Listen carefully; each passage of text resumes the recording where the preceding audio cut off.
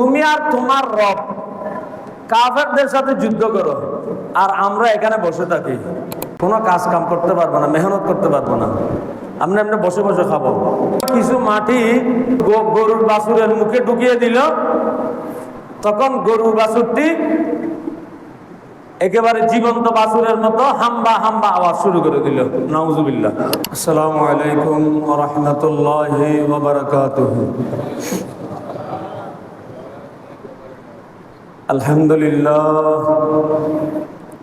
আলহামদুলিল্লাহ নাহমাদুহু ওয়া নুসাল্লি ওয়া নুসাল্লিমু আলা সাইয়্যিদিনা ওয়া মাওলানা মুহাম্মাদিন সাল্লাল্লাহু আলাইহি ওয়া সাল্লাম রাসূলিহিন নাবিয়্যিল আমিনিল মাকিনিল কারীমির রাউফির রহিম ওয়া আলা আলিহি ওয়া আসহাবিহি ওয়া আহলি বাইতিহি আজমাইন, আম্মা বা'দ।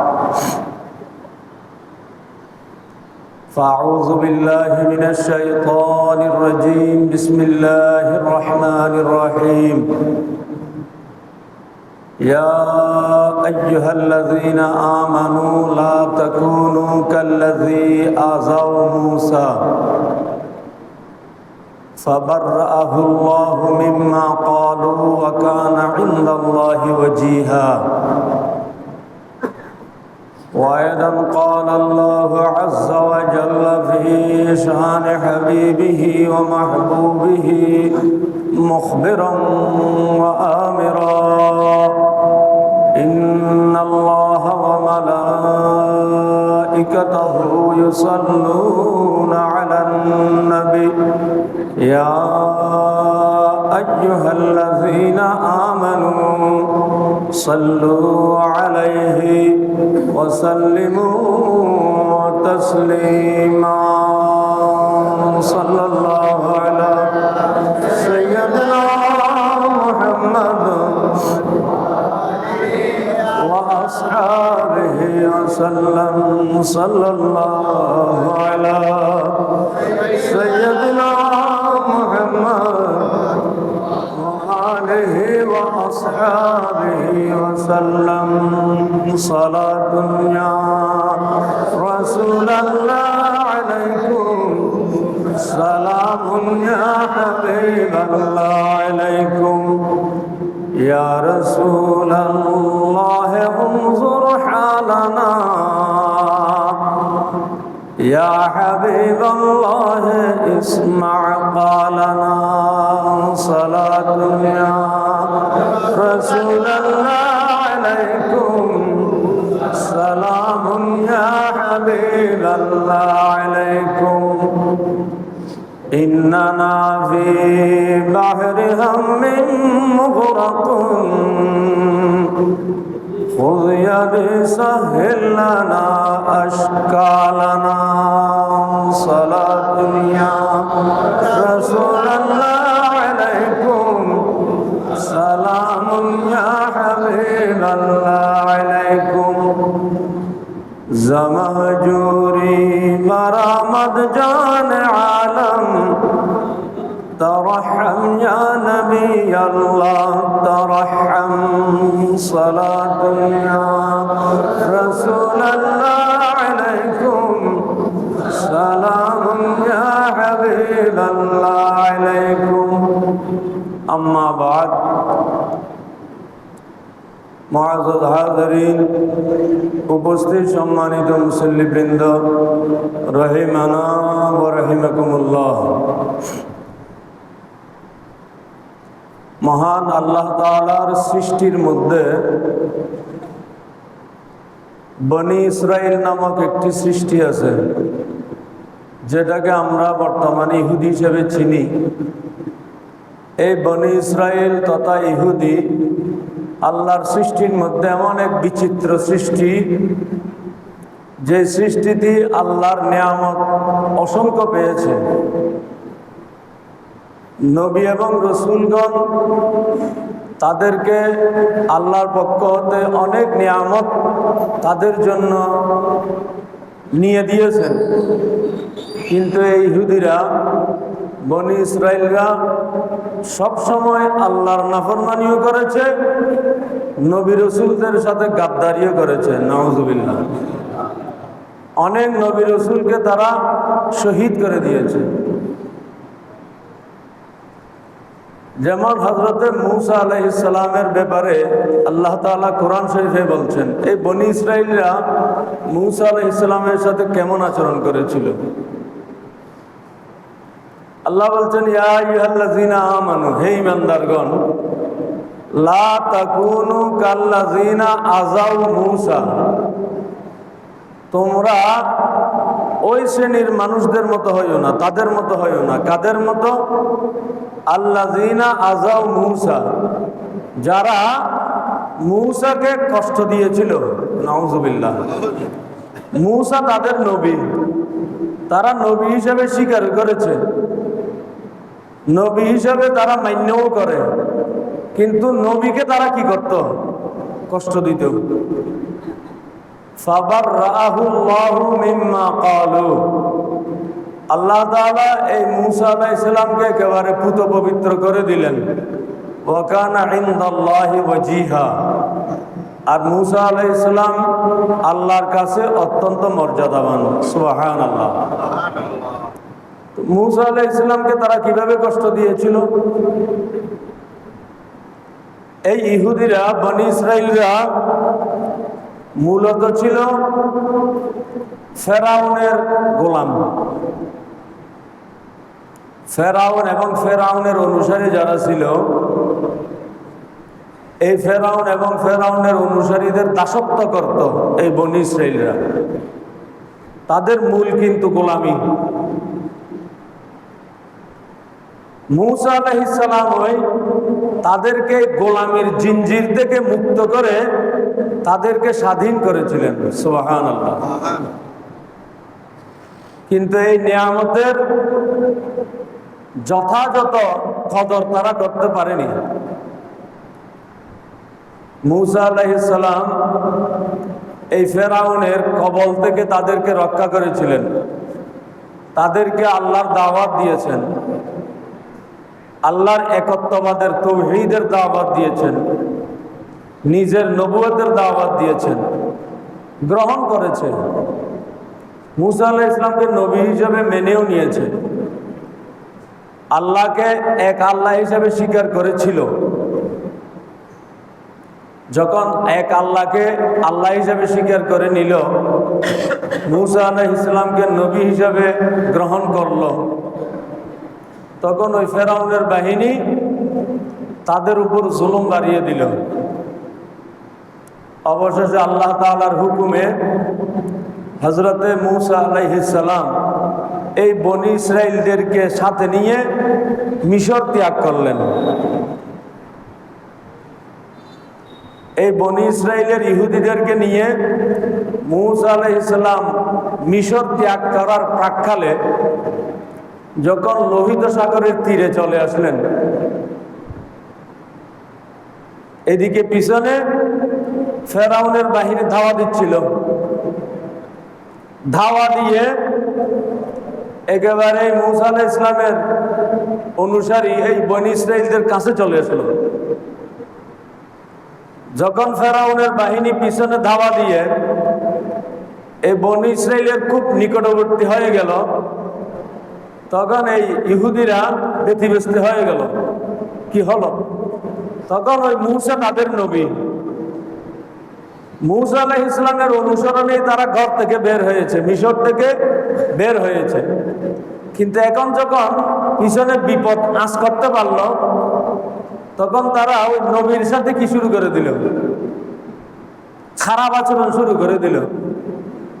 তখন তারা মূসাকে বলল, হে মূসা, তুমি কি কাজ করলে? মিশরে কি আমাদের কবরের জায়গার অভাব ছিল নাকি? মিশর থেকে তুমি আমাদেরকে এভাবে লোহিত সাগরের তীরে নিয়ে এসেছে, এখন ফেরাউনের বাহিনী আমাদেরকে আক্রমণ করার জন্য উদ্যত হয়ে গেল। যে কোনো সময় আমাদেরকে ফেরাউনের বাহিনী হত্যা করবে, আমরা এখানে মরে যাব, এদিক ওদিক ইতস্তত আমাদের লাশ পরে থাকবে। এর চেয়ে আমরা মিশরে থেকে সেখানে মরলে ভালো ছিল। এইভাবে মুসা আলাইহিস সালামের সাথে তারা বদজবানি শুরু করলো, খারাপ আচরণ শুরু করে দিল। কিন্তু আল্লাহর হিকমত তারা কিভাবে বুঝবে?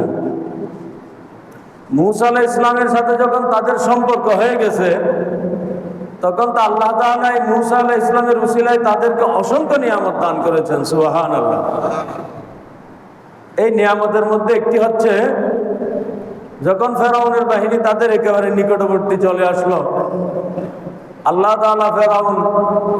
তাআলা হযরতে মুসা আলাইহিস সালামকে হুকুম দিলেন, হে মুসা, তুমি তোমার হাতের লাঠি দিয়ে লোহিত সাগরে আঘাত করো। হযরতে মুসা আলাইহিস সালাম লোহিত সাগরে আঘাত করলেন, আর সেই লোহিত সাগরের পানিতে একেবারে সুগম্য একটি রাস্তা তৈরি হয়ে গেল। সুবহানাল্লাহ। সুগম একটি রাস্তা যখন তৈরি হয়ে গেল, মুসা আলাইহিস সালাম তার অনুসারী বনি ইসরাইলদেরকে সাথে নিয়ে নিরাপদে এই লোহিত সাগর পার হয়ে গেলেন। সুবহানাল্লাহ। কিন্তু এই বনি ইসরাইলরা এত বেকুব, এটার অপেক্ষা করে নাই। নবী যখন তাদেরকে বের করে নিয়ে এসেছে, তো নবী তো একটা সুরাহা করবেন, কিন্তু তারা বিপদ আজ করতে পেরেই নবীর সাথে বেয়াদবি শুরু করে দিল। এটা হচ্ছে তাদের মজ্জাগত। লোহিত সাগর পার হয়ে গেলেন, এটার দেখা দেখি ফেরাউনের অনুসারীরাও এই লোহিত সাগর পাড়ি দেওয়ার চেষ্টা করলো। অবশেষে আল্লাহর হুকুমে ওই যে সুগম রাস্তা হয়েছিল, সেই রাস্তাটি আবার পানিতে ভরে গেল। ফেরাউনের বাহিনী এই পানির মধ্যে সবাই নিমজ্জিত হয়ে গেল, নাউজুবিল্লাহ, তারা ধ্বংস হলো। কিন্তু মুসা আলাইহিস সালামের অনুসারীরা পার হয়ে গেল। এই পার হয়ে যাওয়ার পরেও আল্লাহ তাআলা এই বনী ইসরাইলদেরকে কত নিয়ামত দিয়েছেন, অথচ নিয়ামত পাওয়ার পরেই তারা এই নিয়ামতের শুকরিয়া যথাযথভাবে আদায় করতে পারে না, জানে না। সবসময় নিয়ামত ভোগ করে, নিয়ামত ভোগ করার পরেই আল্লাহর নাফরমানি শুরু করে। তারা এতদিন এক আল্লাহর উপর ঈমান এনেছিল, মুসা আলাইহিস সালামকে নবী হিসেবে মেনে নিয়েছিল, মুসা আলাইহিস সালামের সাথে মিশর ত্যাগ করে চলে আসলো। এখন যে স্থানে চলে আসলো, সেখানে তাদের এখন খাবার দাবারের প্রয়োজন, পানীয়ের প্রয়োজন, আবাসের প্রয়োজন। থাকবে কোথায়, খাবে কি? মুসা আলাইহিস সালামের ওসিলায় আল্লাহ তাআলা এই বনী ইসরাইল ইহুদিদেরকে কতগুলি নিয়ামত দিয়েছিলেন। নতুন জায়গায় এসেছে,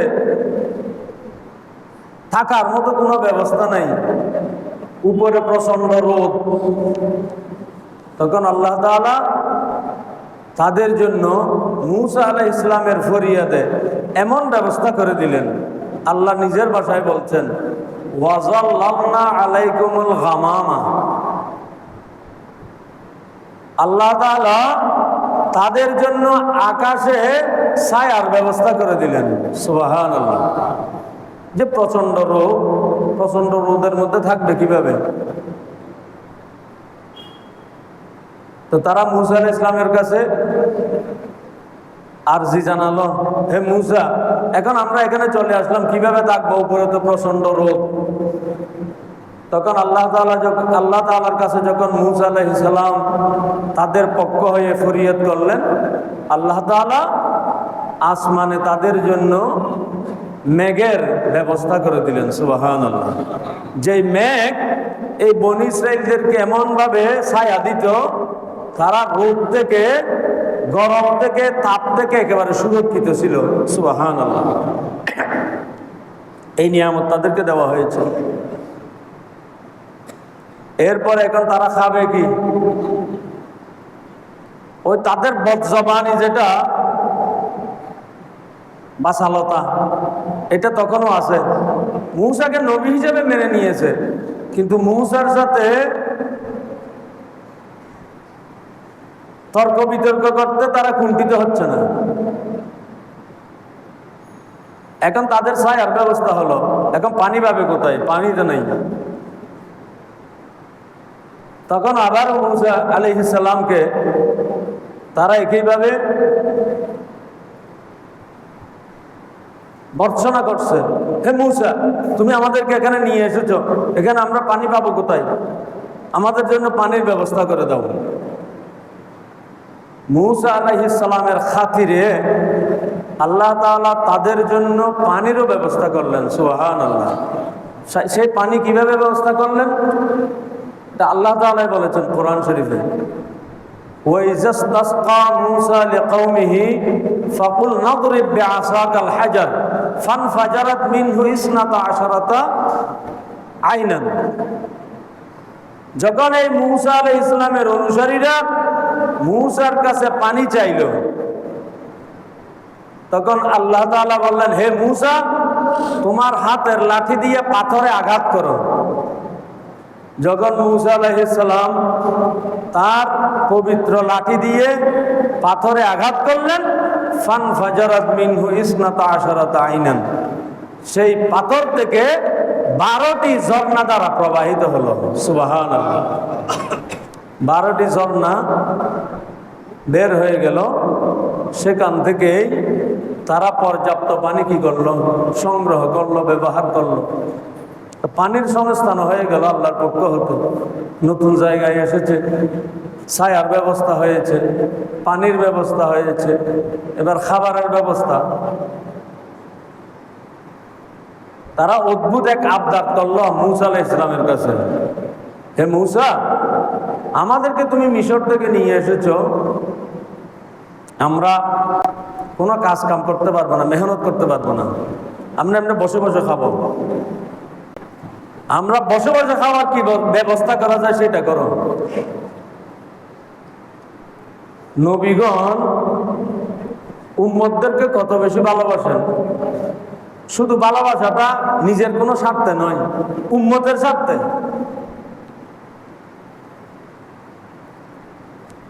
উম্মত যাতে গোমরাহ না হয়, উম্মত যাতে বিভ্রান্ত না হয়, উম্মত যাতে আল্লাহ এবং আল্লাহর রসুলের বিমুখ হয়ে না যায়, এই জন্য উম্মতের আবদার রক্ষা করতে চেষ্টা করেন নবীরা, শুধু উম্মতের ঈমান রক্ষার জন্য। সুবহানাল্লাহ। এই ধরনের অদ্ভুত আবদার করে বলল, মুসা, আমরা কোনো কাজ করব না, আমরা বসে বসে খাবো, বসে বসে খাবার ব্যবস্থা তুমি করো, তুমি যেহেতু আমাদেরকে মিশর থেকে নিয়ে এসেছো। আল্লাহ তাআলা মুসা আলাইহিস সালামের খাতিরে সেটাও ব্যবস্থা করলেন। সেটা কিভাবে? আল্লাহ বলছেন কোরআন শরীফে, ওয়া আনজালনা আলাইকুমুল মান্না ওয়াস সালওয়া। আল্লাহ একেবারে আসমান থেকে তাদের জন্য খাদ্য নাজিল করলেন। সুবহানাল্লাহ। সে খাদ্যের নাম ছিল মান্না ওয়াস সালওয়া। এটা জান্নাতি বিশেষ খাবার। তো তাদেরকে বলা হলো, তোমাদের জন্য এবার আসমান থেকে খাদ্য পাঠানো হবে। আল্লাহর ওয়াদা মোতাবেক এই বনী ইসরাইলদের জন্য আসমান থেকে খাদ্য যথাযথভাবে যথাসময়ে পাঠানো হচ্ছে। এটা বিভিন্ন মুফাসসিরিনগণ মান্না এবং সালওয়া এগুলি কি জিনিস অনেকে অনেক ধরনের ব্যাখ্যা করেছেন। কেউ কেউ বলেছেন এগুলি ছিল বাজা মাছ, জান্নাতি খাবার, বাজা মাছ। কেউ কেউ বলেছেন বাজা পাখি, হালাল পাখি। তারপরে হালুয়া, এই ধরনের খাবার। খাবার যথারীতি আসমান থেকে আল্লাহর পক্ষ থেকে নাজিল হচ্ছে, তারাও খাচ্ছে। কিন্তু আল্লাহর পক্ষ থেকে বলা হয়েছিল, তোমাদের জন্য আসমান থেকে যে খাদ্য নাজিল হবে এগুলি তোমরা প্রয়োজন মতো খাবে, শুধু যতটুকু প্রয়োজন ততটুকু তোমরা আহার করবে, কিন্তু সংরক্ষণ করতে পারবে না, জমা করে রাখতে পারবে না। জমা করে রাখা মানা। কিন্তু এই ইহুদিরা ওই খানা তো খুব ওই স্বাদের মজার খানা, এক বেলা খাইলে আরেক বেলা পাবে কি পাবে না, ইমানের দুর্বলতা আর কি। আল্লাহ যেহেতু দিচ্ছে, নবী যেহেতু বলেছেন, এটার উপর তো ইমান রাখতে হবে। কিন্তু তারা ওখান থেকে কি করলো, কিছু কিছু জমা করে রাখতে শুরু করলো। যখন জমা করে রাখতে শুরু করলো, আস্তে আস্তে আল্লাহ তাআলা ওই রিজিক পাঠানো আস্তে আস্তে কমিয়ে দিলেন। কারণ তাদেরকে আল্লাহ বলেছেন জমা করে রাখবে না, পর্যাপ্ত যা খাবার খাবে শুধু, কিন্তু তারা জমা করতে শুরু করলো। এবার আল্লাহ আস্তে আস্তে ওই মান্না সালোয়া পাঠানো এটাও আস্তে আস্তে কমিয়ে দিলেন। এবার তারা মান্না সালোয়া এই জান্নাতি খাবার আর বেশি দিন গিলতে পারলো না, হজম করতে পারলো না। এত উন্নত মানের খাবার, এই যারা জীবনভর দাসত্ব করেছে, ফেরাউনের গোলামি করেছে, তারা এই খাবারকে আর হজম করতে পারে? ও কথায় বলে না, কুত্তার পেটে ঘি সয় না, তাদের পেটেও আর এই জান্নাতি খাবার সয় নাই। তারা এবার হযরত মূসাকে বলল, মূসা এখন আর এই খাবার খাইতে ইচ্ছে করে না, এ খাবার বন্ধ করে দাও, এখন আমাদের জন্য ডাইল লাগবে, পেঁয়াজ লাগবে, আলু লাগবে, এগুলি আমরা খাবো। তো মূসা আলাইহিস বললেন, পেঁয়াজ, ডাল, আলু এগুলিতে আর জান্নাতি খাবার না, এগুলি দুনিয়ার খাবার। তো দুনিয়ার খাবার যখন তোমরা খেতে চাও, তাহলে এবার মেহনত করো, এগুলি চাষাবাদ করতে হবে, এগুলি আর জান্নাত থেকে আসবে না। তো তারা ভালো এতদিন জান্নাতি খাবার পেয়েছিল, এখন তাদের আর জান্নাতি খাবার ভালো লাগে না, তাদেরকে ওই ডাইল, পেঁয়াজ এগুলি খাইতে হবে। তখন এবার মূসা আলাইহিস সালাম তাদেরকে কাজে লাগিয়ে দিলেন, যাও এবার কাজ করো, চাষাবাদ করো, তারপরে খাও। তাহলে ওই যে বনী ইসরাইল ইহুদিরা নিয়ামতের পর নিয়ামত পাচ্ছে আল্লাহর পক্ষ হতে, মূসা আলাইহিস সালামের উসিলায়, কিন্তু সেই নিয়ামতের যথাযথ সব ব্যবহার তারা করতে জানেনি। সবসময় শুধু নাফরমানি, সবসময় নবীর সাথে বেয়াদবি, সবসময় নবীর সাথে বদজবানি করা। আমাদের নবী সৈয়দুল মুরসালিন সাল্লাল্লাহু আলাইহি ওয়াসাল্লামের সাহাবীরা কেমন ছিলেন? যেমন যখন রাসূলুল্লাহ সাল্লাল্লাহু আলাইহি ওয়াসাল্লাম সাহাবীদেরকে জিহাদে যাওয়ার জন্য বলতেন, তখন সাহাবীরা কি বলতেন? ইয়া রাসূলুল্লাহ, অবশ্যই আমরা আপনার সাথে যাব, আমরা এমন জিহাদ করব, আপনার ডানে, আপনার বামে, আপনার সামনে, আপনার পিছনে, আমরা আপনাকে চতুর্দিক দিয়ে সুরক্ষা দিয়ে আমরা কাফের বেদিনদের সাথে যুদ্ধ করব। সুবহানাল্লাহ। এটা হচ্ছে আখেরি রাসূলের উম্মত, সাহাবী, মুসলমান সাহাবীদের চরিত্র। সুবহানাল্লাহ। আর মূসা আলাইহিস সালামের ইহুদি উম্মতের চরিত্র কেমন? তাদেরকে যখন মূসা আলাইহিস সালাম ওই কাফের বেদিনদের সাথে যুদ্ধ করার জন্য বললেন, তখন তারা কি জবাব দিল জানেন? তারা জবাব দিল, হে মূসা, আনতা ওয়া রাব্বুকা ওয়া কাতিলা ওয়া ইন্না হাহুনা লাকাইদুন। হে মূসা, তুমি আর তোমার রব কাফেরদের সাথে যুদ্ধ করো, আর আমরা এখানে বসে থাকি। নাউজুবিল্লাহ। এটাই হচ্ছে সেই ইহুদি জাতি, বনী ইসরাইল। নবীদের সাথে তারা এই ধরনের আচরণ করত। জান্নাতি খাবার পেয়েছিল, জান্নাতি খাবার হজম করতে পারে নাই। অবশেষে এই ইহুদিরা কেমন নাফরমান দেখুন। মূসা আলাইহিস সালাম তাদেরকে ফেরাউনের দাসত্ব থেকে মুক্তি দিলেন, ফেরাউনের জুলুম থেকে মুক্তি দেওয়ার জন্য মিশর ত্যাগ করে তাদেরকে সসম্মানে নিয়ে আসলেন। এখানে তাদের জন্য ছায়ার ব্যবস্থা করলেন আল্লাহর পক্ষ হতে, পানির ব্যবস্থা করে দিলেন, জান্নাতি খাবারের ব্যবস্থা করলেন।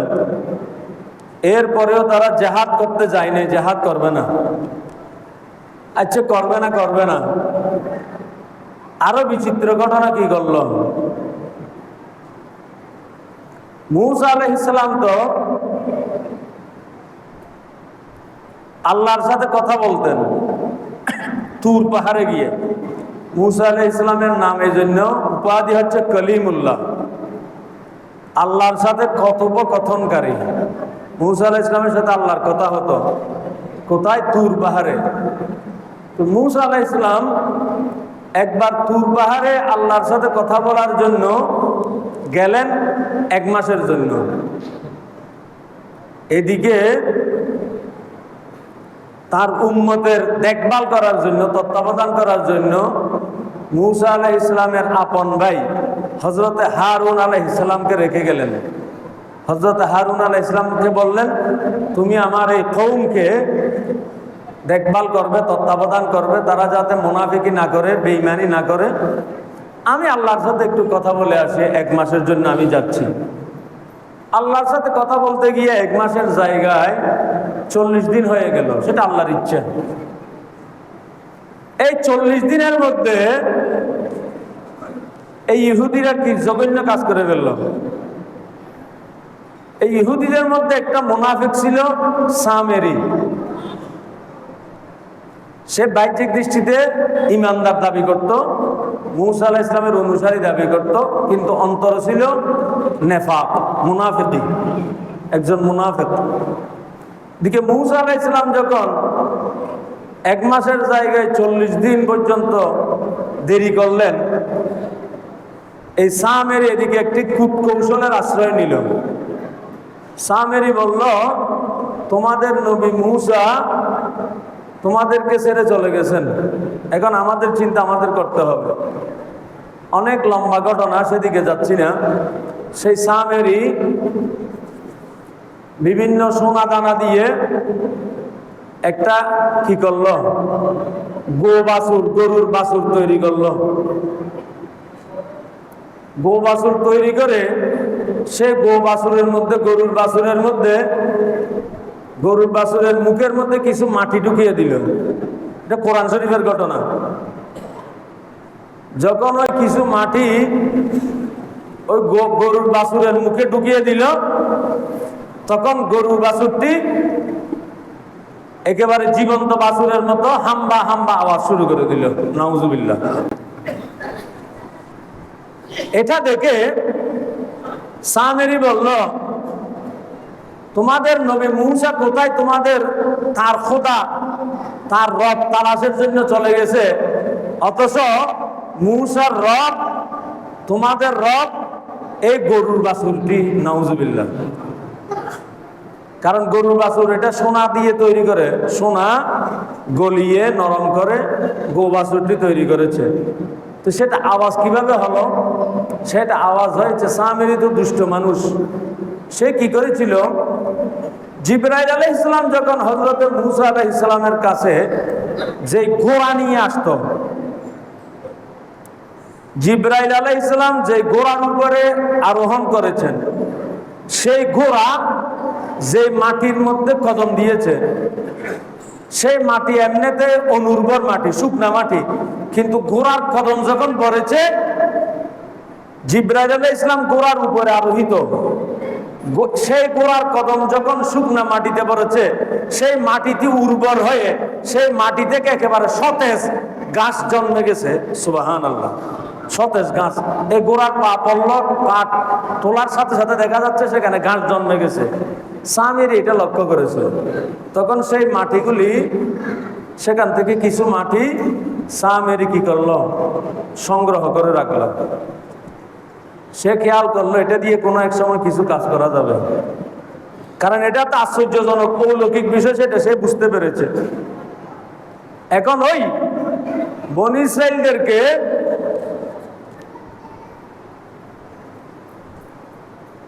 বিভ্রান্ত করার জন্য সে সোনা গলিয়ে যে বাছুর তৈরি করলো, সেই বাছুরের মধ্যে ওই জিবরাইল আলাইহিস সালামের ঘোড়ার পায়ের নিচের মাটি যেগুলি সে সংগ্রহ করেছিল, সেই মাটি গরুর বাছুরের মুখের মধ্যে যখন দিয়ে দিল, সেই গরু বাছুরটি কি হয়ে গেল, জীবন্ত গরুর বাছুরের মতো আওয়াজ করতে শুরু করলো। নাউজুবিল্লাহ।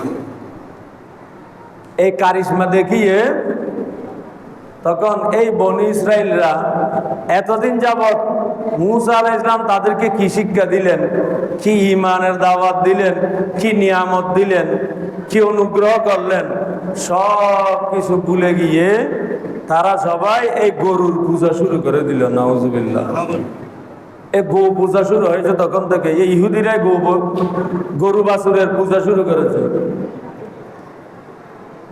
যাই হোক, ঘটনা অনেক লম্বা। এই ইহুদিরা স্বভাবজাতভাবে তারা অকৃতজ্ঞ, নির্লজ্জ, বেহায়া এবং নবী রাসূলগণের সাথে তারা সবসময় গাদ্দারি করেছে। এই গাদ্দারির ইতিহাস নতুন নয়, হাজার বছরের ইতিহাস। সেই নির্লজ্জতার প্রমাণ এখন আধুনিক যুগে এসে এই ইহুদিরা দিচ্ছে। দেখতে পাচ্ছেন না, গত ১.৫ বছর যাবৎ প্রায় ২০২৩ সালের শেষের দিকে শুরু করেছে এই গাজা এবং ফিলিস্তিনের পশ্চিম তীর। কিছুদিন ফিলিস্তিনের পশ্চিম তীরের মধ্যে নির্লজ্জ আক্রমণ চালায়, কিছুদিন গাজায় করে। ছোট্ট একটা শহর গাজাকে একেবারে ধ্বংসস্তূপে পরিণত করেছে। নাউজুবিল্লাহ। কি জঘন্য কারবার! বিশ্ব সম্প্রদায় যারা মানবাধিকারের বুলি আওড়ায় সবসময়, মার্কিন যুক্তরাষ্ট্র, ব্রিটেন, ফ্রান্স, এদের মুখে এখন কুলুপ এঁটে বসে আছে। হাজার হাজার নিরীহ নারী পুরুষকে তারা হত্যা করছে জঘন্যভাবে। মাসুম মাসুম বাচ্চাদেরকে হত্যা করছে। মাসুম মাসুম বাচ্চাদের কান্নার রোলে আল্লাহর আরশ আল্লাহ কেঁপে উঠছে। অথচ যারা এই মানবাধিকারের কথা বলে তাদের কোনো খবরও নেই। নাউজুবিল্লাহ। তাহলে এই যে এদের এই ইহুদিদের এই গাদ্দারির, এই নির্লজ্জতার, এই বেঈমানির ইতিহাস নতুন নয়, এটা দীর্ঘদিনের ইতিহাস। এবং আজকে যেটা ইসরায়েল নামক যে ইহুদি রাষ্ট্রটি তারা তৈরি করেছে, এটাই হচ্ছে একটা অবৈধ জারজ রাষ্ট্র। ইহুদিরা তৈরি করেছে মার্কিন যুক্তরাষ্ট্র এবং ব্রিটেনের সহায়তায়। আজকে সময় কম, আর আলোচনা বেশি যাচ্ছে না। তবে ইহুদিরা একটা অভিশপ্ত জাতি, তাদের উপর আল্লাহর লানত। তারা অসংখ্য নবীদের সাথে গাদ্দারি করেছে, অনেক নবীদেরকে তারা খুন করেছে, শহীদ করে দিয়েছে। আল্লাহর নিয়ামত অজস্র নবীদের ওসিলায় তারা পেয়েছে, কিন্তু কোন সময় তারা আল্লাহর নিয়ামতের শুকরিয়া আদায় করতে পারে নাই। সবসময় আল্লাহর নাফরমানি করেছে। সেই ধারাবাহিকতা এখনো চলছে। আল্লাহ তাআলা এই ইহুদি জালেমদের হাত থেকে আমাদের ঈমানদার মুসলমানদেরকে হেফাজত করুন। আমিন।